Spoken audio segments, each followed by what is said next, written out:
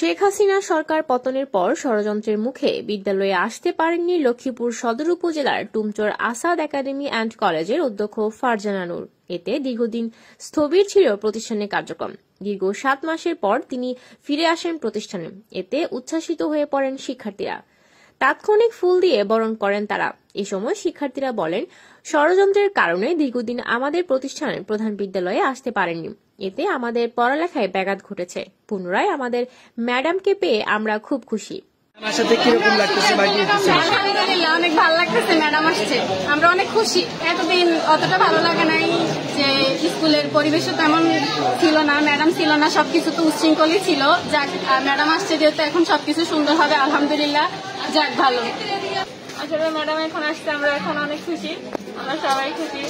আর ম্যাডামকে আমাদের প্রয়োজন, একটা স্কুলে ম্যাডাম থাকা অনেকটা প্রয়োজন। ম্যাডাম চলে গেছে, এখানে অনেক উচ্ছৃঙ্খল হয়েছে, ছেলেমেয়েরা অনেক উচ্ছৃঙ্খল করেছে।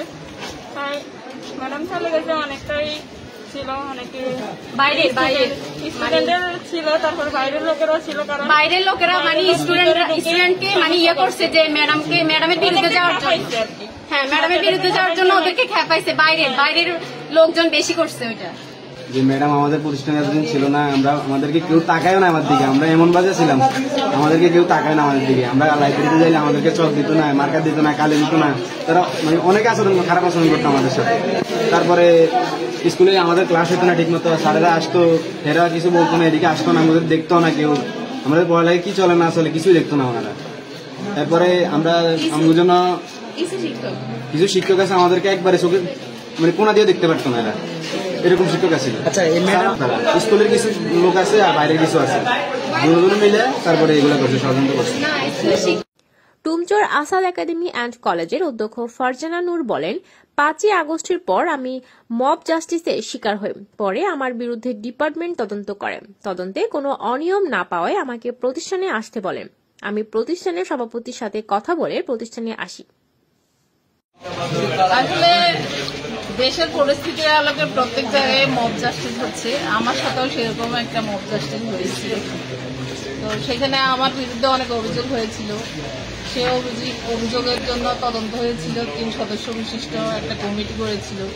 সেখানে তদন্ত করার পর আমি নির্দোষ প্রমাণিত হই।